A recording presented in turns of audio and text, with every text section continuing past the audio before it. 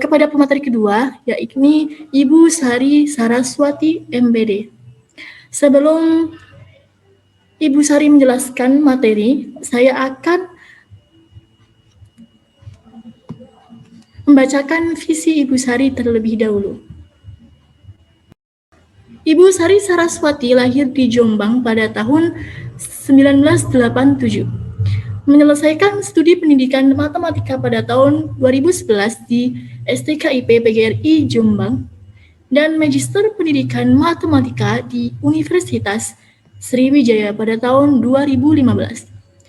Dengan konsentrasi dalam bidang Pendidikan Matematika Realistik Indonesia atau disingkat PMRI, melalui program beasiswa International Master Program on Mathematics Education atau disingkat dengan AMPOMI yang diselenggarakan atas kerjasama Unsri, UNESA, dan Utrecht.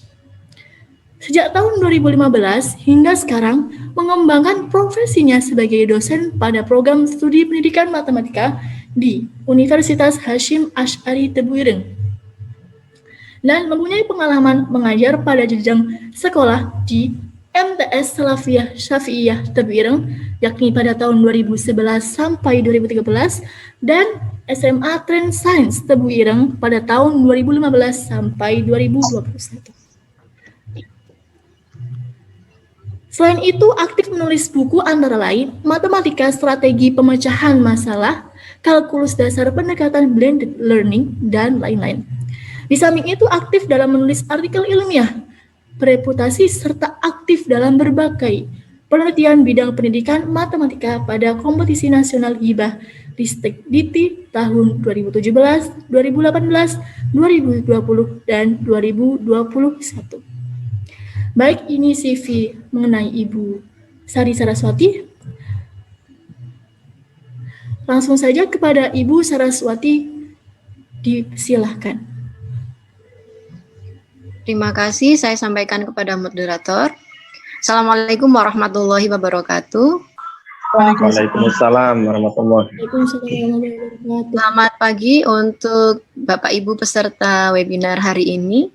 Terima kasih atas kesempatan yang diberikan kepada saya untuk men-sharingkan ilmu, sedikit ilmu saya Bapak Ibu ya.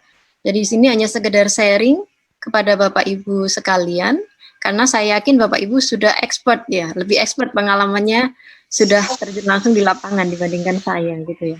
Karena saya hanya teori saja ini Bapak Ibu. Mohon izin, saya tampilkan share screen ya.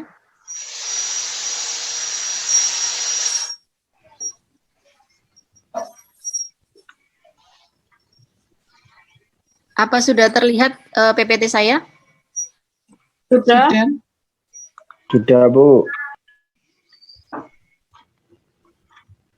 Sudah, Bu. Sudah ya.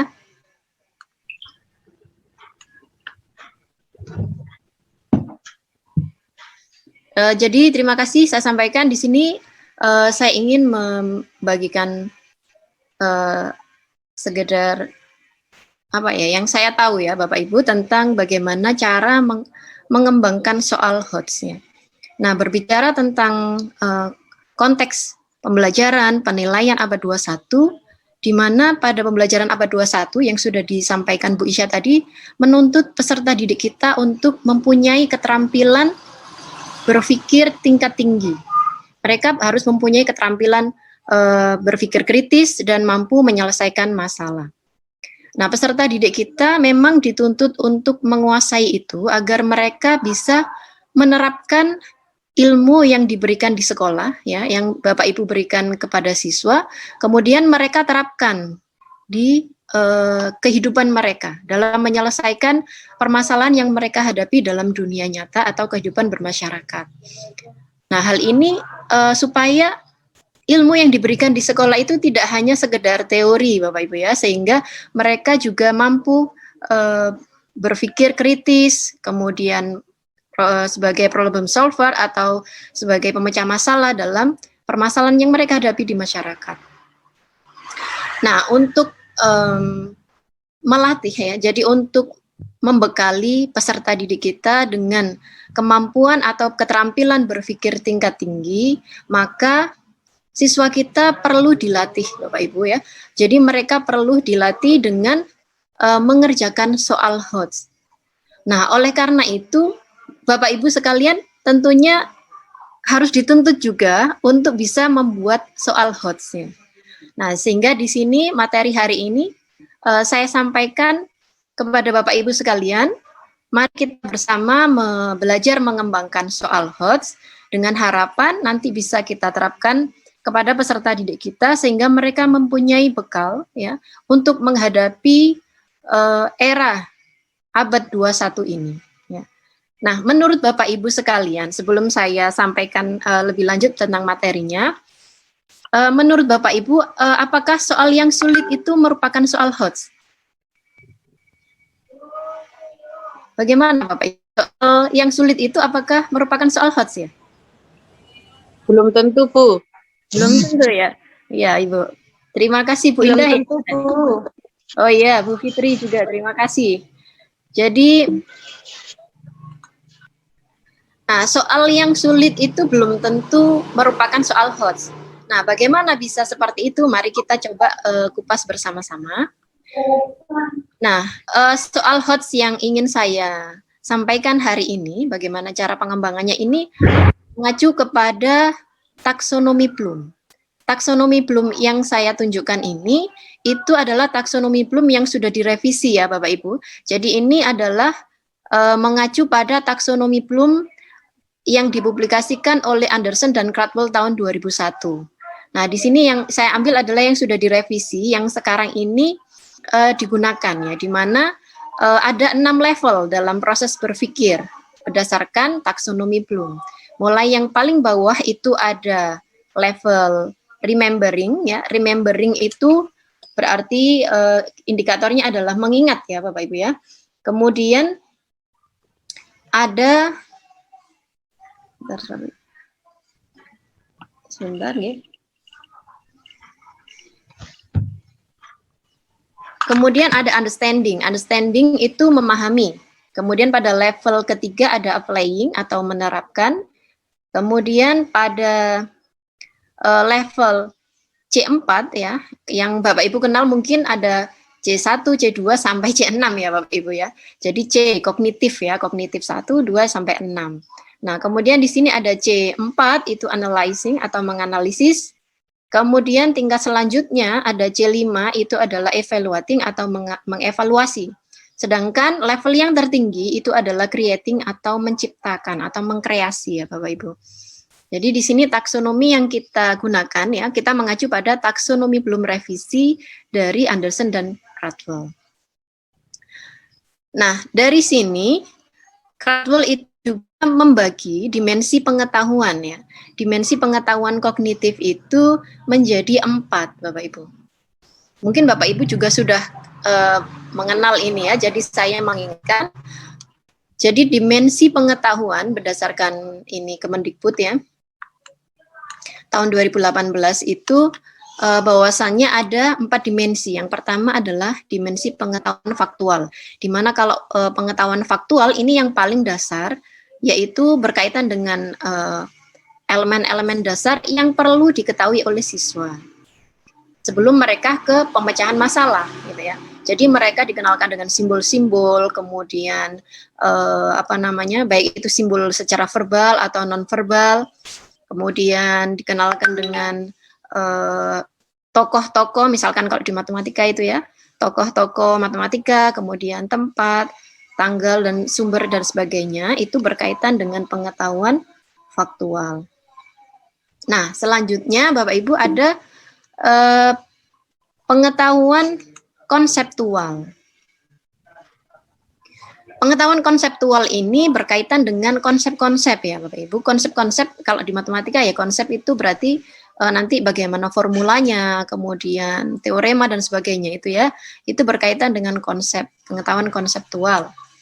Nah, di sini biasanya meliputi itu tadi skema, kemudian model, teori-teori, baik itu secara eksplisit maupun implisit, serta suatu formula atau rumusnya. Nah, di sini di dalam konseptual sendiri itu juga dibagi jenisnya. Jadi ada pengetahuan yang dituntut untuk mengklasifikasi atau mengkategorikan, itu juga masuk ke dalam dimensi pengetahuan konseptual. Kemudian membuat kesimpulan atau generalisasi dari sebuah kejadian atau fenomena dalam memecahkan masalah, itu juga konseptual. Kemudian pengetahuan tentang struktur, kemudian prinsip, mencari hubungannya, ya, itu juga masuk ke dalam konseptual. Lalu yang ketiga, dimensi ketiga itu ada dimensi prosedural. Kalau prosedural ini, kalau di matematika itu sudah masuk di latihan soal, Bapak Ibu ya. Jadi latihan soal. Kalau konsep itu penyampaian konsep-konsepnya ke siswa, kemudian di prosedural itu bagaimana siswa itu bisa menggunakan pengetahuannya. Jadi di sini pengetahuan mengenai bagaimana dalam melakukan sesuatu, atau kalau di matematika berarti bagaimana cara mengerjakan soal yang diberikan gitu ya. Jadi berkisar tentang, jadi pada prosedural ini berkisar tentang latihan-latihan yang rutin ya. Nah, dari latihan rutin itu Bapak Ibu kan memberikan langkah-langkah, misalnya ya, memberikan contoh soal. Nah, dari contoh soal itu kan ditunjukkan langkah-langkahnya, bagaimana teknik penyelesaiannya. Kemudian mereka diberikan soal yang serupa, kemudian menggunakan langkah atau algoritma atau teknik yang serupa. Ya. Jadi mereka diminta untuk mengulang lagi, gitu ya, mengerjakan lagi. Itu masuk ke dalam pengetahuan prosedural. Jadi bagaimana siswa bisa menggunakan atau menyelesaikan soal yang rutin, ya, cukup rutin, sehingga mereka bisa mengetahui algoritmanya bagaimana, teknik penyelesaiannya bagaimana. Nah, sedangkan yang terakhir itu adalah pengetahuan metakognitif ya. Nah, pengetahuan metakognitif ini adalah pengetahuan tentang kesadaran, ya, kesadaran secara umum ya, tentang yang sama halnya dengan kewaspadaan atau pengetahuan tentang kesadaran pribadi seseorang. Artinya di sini kalau saya jelaskan lebih gampangannya itu, kalau metakognitif ya Bapak Ibu, jadi peserta didik kita itu sudah mampu menyelesaikan permasalahan di konteks yang lain dengan cara yang berbeda dari langkah rutin yang ada di tahap prosedural tadi. Jadi mereka sudah bisa mengembangkan prosedur atau algoritma atau teknik yang lain dalam penyelesaian masalahnya. Baik itu bisa jadi dari konteks atau kondisi yang lainnya. Ya, jadi mereka punya strategi yang lain. Itu masuk dari pengetahuan metakognitif, sehingga dalam pengetahuan metakognitif ini siswa itu sudah melewati pengetahuan mulai dari faktual, kemudian konseptual, dan juga prosedural. Karena ketiga pengetahuan itu yang digunakan untuk menyelesaikan soal-soal yang dimensinya berada pada pengetahuan metakognitif. Nah, dari situ kemudian di sini berdasarkan Kemendikbud tahun 2018, maka dimensi proses kognitif itu dibagi menjadi dua, Bapak Ibu. Ada proses kognitif yang disebut sebagai LOTS dan juga HOTS. LOTS, Lower Order Thinking Skill, itu meliputi soal yang berada pada level C1, yaitu mengingat, C2 itu memahami, C3 itu menerapkan. Nah, soal-soal yang seperti ini itu masuk soal yang LOTS. Sedangkan untuk HOTS atau Higher Order Thinking Skill itu merupakan soal yang level atau proses kognitifnya itu mulai dari menganalisis, mengevaluasi, dan mengkreasi atau mencipta. Nah, ini masuk ke dalam soal HOTS. Nah, sekarang berarti fokusnya ke soal HOTS. HOTS ini untuk level menganalisis, ya, menganalisis apa yang dimaksud dengan menganalisis?